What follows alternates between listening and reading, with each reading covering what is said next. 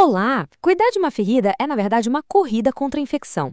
E para vencer essa corrida, a gente tem duas ferramentas químicas principais: os antissépticos e os antibióticos. Só que tem um detalhe: usá-las do jeito errado pode, na verdade, atrapalhar a cicatrização. Então, vamos entender qual é o equilíbrio essencial entre atacar os micróbios e proteger o corpo. Bom, nosso caminho hoje vai ser assim. Primeiro, a gente vai entender por que a defesa química é tão importante. Depois, vamos conhecer a nossa primeira linha de defesa, os antissépticos. Em seguida, vamos ver a artilharia pesada, que são os antibióticos. E para fechar, a gente descobre como equilibrar essas duas forças para uma cicatrização perfeita. Vamos começar então. Seção 1. A defesa contra a infecção. Limpar uma ferida com água e sabão é sempre o primeiro passo, claro. Mas nem sempre é o suficiente. A ameaça de verdade é invisível, e é aí que a química entra em cena. Essa é a grande questão, né? A limpeza tira a sujeira que a gente vê. Mas e os micróbios que ficaram ali, invisíveis? A solução não é esfregar com mais força, e sim usar uma estratégia química inteligente. E aqui estão elas, as nossas ferramentas: antissépticos e antibióticos. Os dois combatem micróbios, mas, como a gente vai ver, eles funcionam de jeitos bem diferentes e em situações bem específicas. Agora a seção 2. Antissépticos, a primeira barreira. Dá para pensar neles como os seguranças na porta de uma festa, sabe? Controlando quem entra. O objetivo é diminuir a ameaça dos micróbios, mas com cuidado fundamental: não destruir o local da festa no processo. Então, o que eles são exatamente? Antissépticos são substâncias que a gente aplica direto na pele para diminuir a quantidade de micro-organismos. São super importantes não só no tratamento de feridas que já existem, mas também para prevenir infecções antes de uma cirurgia, por exemplo. Essa tabela mostra uma coisa que é crucial. Não é só saber o que usar, mas quanto usar. A concentração é tudo.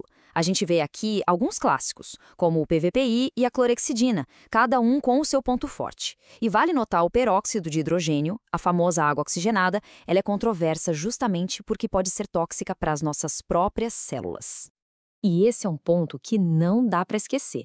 A mesma ferramenta que ajuda pode atrapalhar muito se não for usada com precisão. Esse risco de ser tóxica para as células é real.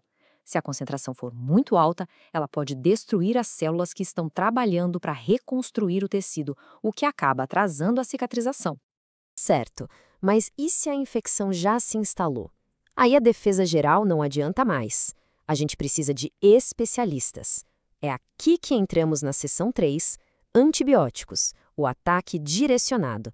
A estratégia muda do controle geral para um alvo específico. Esse é o plano de ataque ideal. Em vez de sair atirando para todo lado, o segredo é identificar o inimigo primeiro. Tudo começa com a suspeita, claro. Depois, se coleta uma amostra para a cultura. E o passo-chave é o antibiograma, que mostra a fraqueza da bactéria. Ele diz exatamente qual antibiótico vai funcionar. Essa analogia resume tudo perfeitamente. Usar um antibiótico sem essa informação é dar um tiro no escuro. E isso não só pode ser ineficaz, como também ajuda a criar o problema gravíssimo da resistência bacteriana. O antibiograma, por outro lado, nos dá um tiro certeiro. A forma de administrar um antibiótico também vai depender da gravidade da infecção.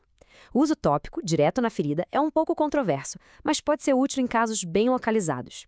Já os antibióticos sistêmicos, que agem no corpo todo, são a artilharia pesada. A gente reserva eles para quando a infecção é mais séria ou já começou a se espalhar. E aqui estão alguns dos principais nomes no nosso arsenal sistêmico. Cefalosporinas e penicilinas são tipo a linha de frente para muitas infecções. A amoxicilina é muito útil em mordidas, que costumam trazer uma mistura de bactérias. E o metronidazol é a escolha certa para combater bactérias anaeróbias, aquelas que vivem em lugares com pouco oxigênio, como feridas bem profundas e com tecido morto. Bom, a gente já viu a defesa diária e o ataque de precisão. Agora, na nossa última sessão, o equilíbrio essencial, vamos juntar tudo isso para entender a verdadeira arte do manejo de feridas. No final das contas, o manejo de feridas é um grande ato de equilíbrio. É preciso força para eliminar a infecção, mas ao mesmo tempo cuidado para não destruir o tecido que está tentando se regenerar. A chave é a prudência com os antissépticos e a estratégia com os antibióticos. E, acima de tudo, lembrar daquele princípio: às vezes, menos é mais.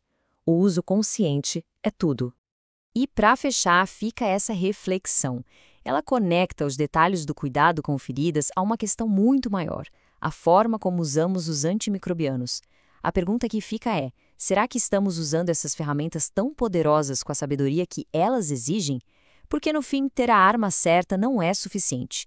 A sabedoria para usá-la corretamente é o que realmente define o sucesso e protege o futuro da medicina.